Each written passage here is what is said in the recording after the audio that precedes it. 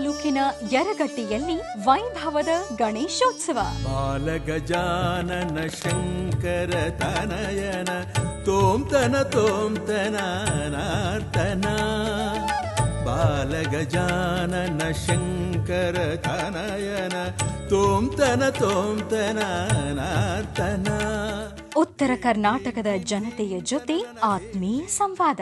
ಗುರು ಹಿರಿಯರು, ಅಕ್ಕ ತಮ್ಮ, ಅಣ್ಣ ತಂಗಿ ಎಲ್ಲರಲ್ಲೂ ಸಹಿತ ಬಾಂಧವ್ಯವನ್ನ ಬೆಸೆದು ಒಂದಷ್ಟು ವಿಶೇಷವಾದಂತಹ ರೀತಿ ಗೌರವದಿಂದ ಕಾಣುವಂತಹ ಒಂದು ಮನಸ್ಥಿತಿಯನ್ನ ನಾವೆಲ್ಲಿ ನೋಡಬಹುದಪ್ಪ ಅಂದ್ರೆ ಅದು ಉತ್ತರ ಕರ್ನಾಟಕದ ಕಡೆ ಮಾತ್ರ.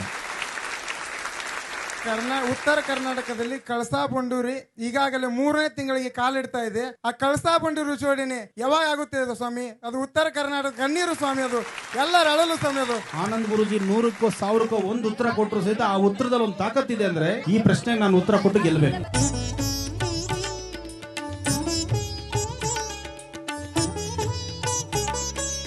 ವೀಕ್ಷಿಸಿ ವಿಶೇಷ ಮಹರ್ಷಿವಾಣಿ ಇದೇ ಶನಿವಾರ ಬೆಳಗ್ಗೆ 8 ಗಂಟೆಗೆ.